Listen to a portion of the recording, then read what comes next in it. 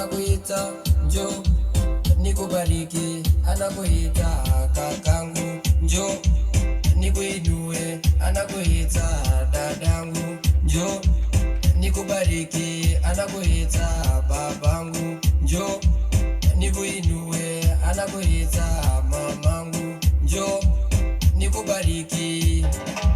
Hakuna Mungu kama wewe, hakuna baba kama wewe, hakuna tena kama wewe. Msikilizaji anajianga mimi naasanga na majeshi, wewe ni mume ya wajane, mama ya yatima, ulituma mwanao katufia msalabani, wokovu tumepata. Kweli baba wanijali, kweli baba anakupenda, kweli baba ananipenda, kweli baba anakujali.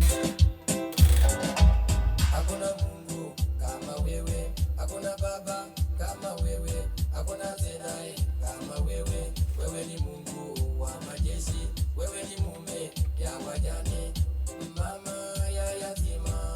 Brothers and sisters, imefika time ya kuchange kwa kilo eti dada wa maendeleo. Eti mchana wacha kuchana, usiku na mchana tuchane neno lake Yesu, ati tuchane neno lake Yesu. Hakuna Mungu kama wewe, hakuna baba kama Kalia Radio 106.5 FM. Mungu wa majeshi, wewe ni mume ya wajane, mama ya yatima.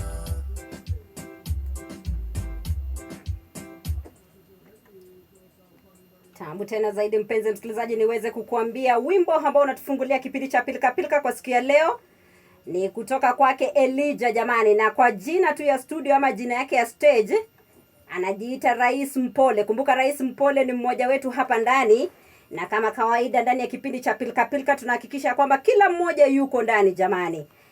Shukrani za dhati mpenzi msikilizaji kwa kuendelea kuitegea 106.5 Kali FM, ambapo kila wakati tuko kipaumbele kuunganisha jamii. Dakika 13 zinakamilika tu baada ya saa 4 majirani ya Afrika Mashariki. Kipindi cha pilika pilika kinaanza rasmi kwa sasa hadi mwendo wa saa 4 juu ya alama. Nikukumbushe tu ya kwamba kipindi hiki kwa siku ya leo hakika tumeanza na wimbo maridadi tena zaidi kutoka kwake Rais Mpole, ambapo ametuambia hakuna Mungu kama wewe. Na hakika pale kazini kama kawaida wanakuambia hakikisha kwamba unamuita Jehova pale kazini, kwa sababu hakuna mtu kama yeye, hakuna ambaye analinganishwa na Mungu jamani.